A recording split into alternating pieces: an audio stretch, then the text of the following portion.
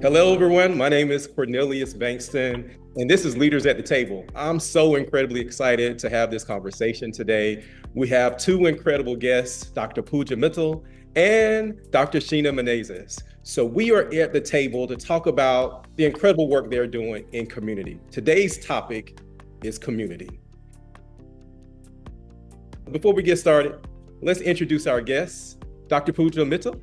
So great to be here with you too this morning, two of my favorite people to talk to. I'm Pooja Mittal. I'm a family doctor by background, and I'm the Chief Health Equity Officer at HealthNet, which is one of the Centene plans. Thank you for being with us. Dr. Sheena. Well, thank you for having us. I'm the co-founder and CEO of Simple HealthKit, a scientist and engineer by training, passionate about the mission of access and healthcare, and excited to be here. Awesome. To kick things off, I mentioned that the conversations is centered around community. Dr. Mittal, you are a physician and you are Vice President and Chief Health Equity Officer at HealthNet. Help us understand your role there, your passion for the work that you're doing for the people that you're reaching. I'll start with the passion piece. So I grew up in Southern California, and from a very young age, worked with farm workers and had a really good understanding of the inequities that they faced due to the work that they were doing on a day-to-day to keep their families fed, and the impact that that type of work had on their health and the health of their families and their access to care. And so from a very young age, I was engaged with and very interested in what we could do within our communities to be able to improve access to care and improve health outcomes for those who are most vulnerable. So I've worked in safety net systems my entire career, and here at HealthNet, I'm very lucky to have the opportunity to do health equity strategy statewide in California. So that really means taking a look at our health plan, and we have direct influence on people's health outcomes, and being able to change the way and continuously improve the way we're doing things so that we have an equity lens in mind for every single piece of what we do in the community. And so that's one arm of my work. The second arm of my work is population health.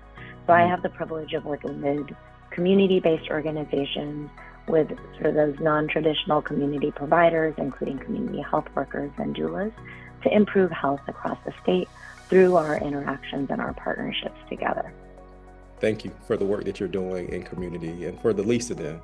Dr. Sheena, you shared that you're a co-founder and CEO of Simple HealthKit. Help the good people understand your work, your why, and the work that you all are doing at Simple HealthKit.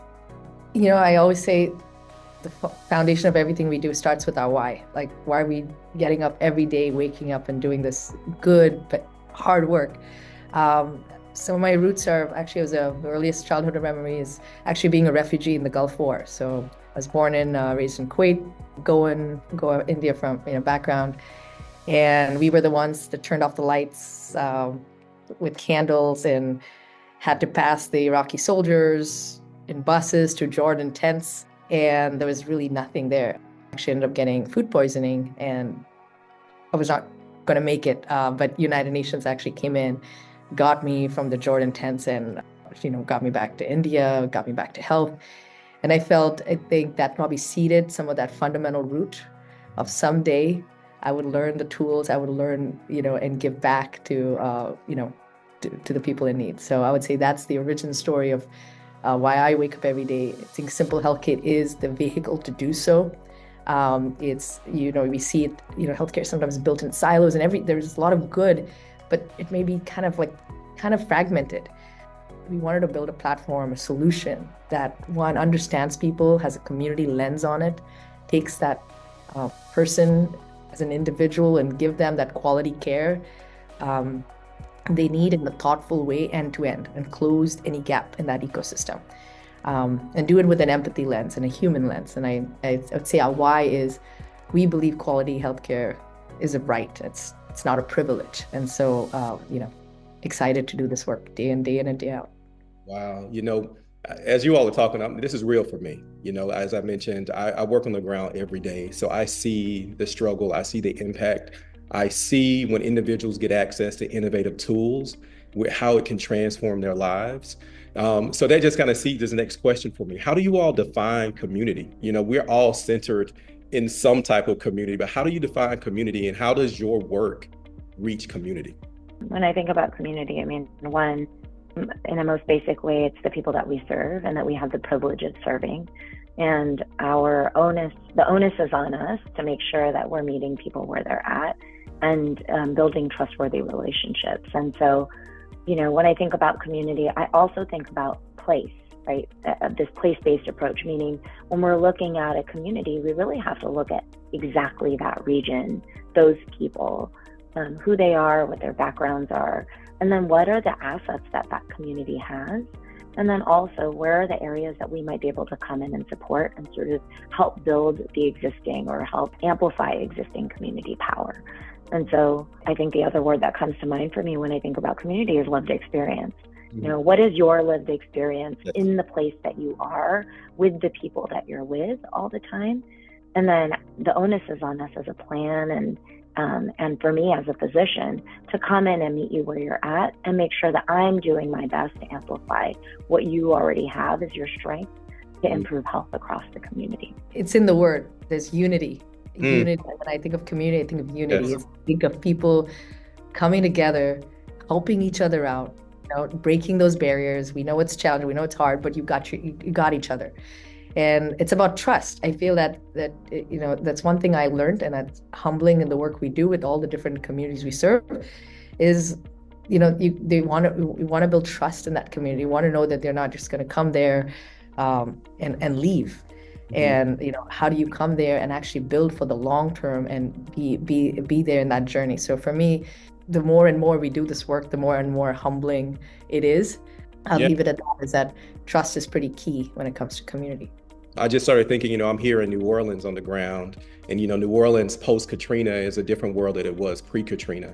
And when you think about deploying solutions into a community where there's a lot of mistrust and distrust based on organizations not showing up, how does your organization show up in community? What are some of the things that you all have done or doing to address some of these health disparities that exist in communities? So we work across multiple different communities, African-American communities, Hispanic communities, Native American, and this actually working with our health plan partners, understanding all the different challenges, how do you get them, even our FQHC partners.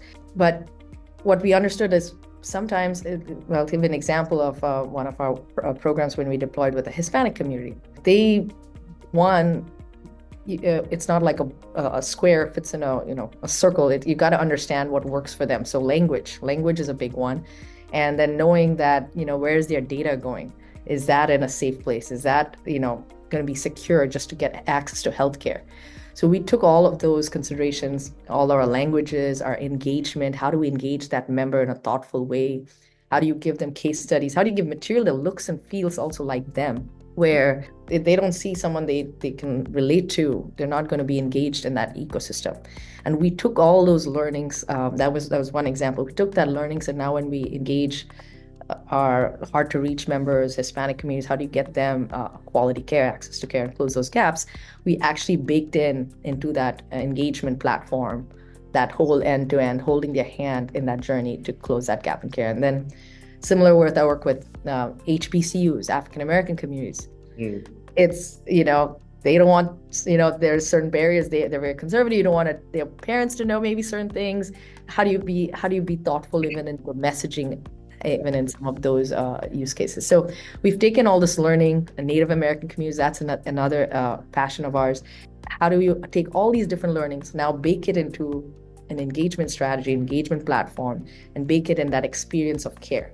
Whether you're home, at a community clinic, at a pharmacy, how do you engage wherever they are?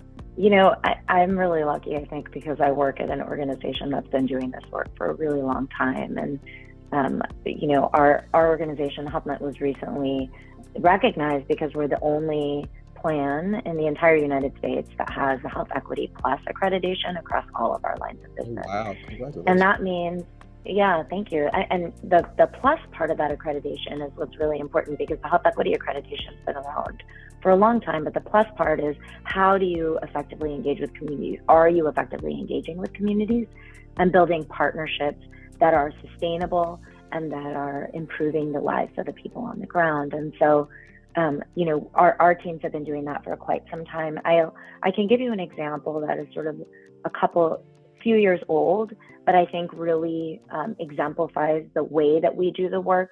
And then I'll come back to the challenge of doing that. So we had in Central California, we recognized that there was a community in which postpartum visit rates were very, very low compared to the surrounding areas. And when we looked, it was actually one large clinic that had really low visit rates. And that clinic primarily served El Salvadoran women. And our team sort of went in and brought people to the table, brought people from the community, our patients, brought providers, and brought people from the plan to sit down and have the conversation on why was this happening. And what they found was that El Salvadoran women, when they're postpartum, they follow this cultural tradition called cuarentena. And that means that they quarantine in the house for 40 days after delivery so that they can recover and they can keep their baby safe. And interestingly enough, the providers weren't aware of this cultural practice. And so by bringing everybody to the table together, what we were able to do was create culturally sensitive materials, not only for the patients, so they understood the importance of the postpartum visit, but also were able to work with those patients to build into the EMR a question about whether the patients followed this practice. And so it prompted the physician to ask, do you follow this practice of cuarentena? So by increasing that communication between provider and patient and creating some educational materials, we were able to increase the postpartum visit follow-up rate from 50% to 86%. Wow. And which is phenomenal, but again, is not hard to do when you can bring the right people to the table to have the conversation, right? And I think our challenge really as a statewide plan is how do we do that work at scale? And how do we come in and bring the right voices to the table to be able to have those conversations around what do you actually need and what are the real barriers that you're facing? Well, with that concludes Leaders at the Table. Thank you all both for joining us for this conversation. You know, to be honest with you, I was getting teary-eyed, no joke, because I felt your heart. I felt the words that you were sharing. I really appreciate your time for sharing space with us today. Thank you all. Enjoy the rest of your day.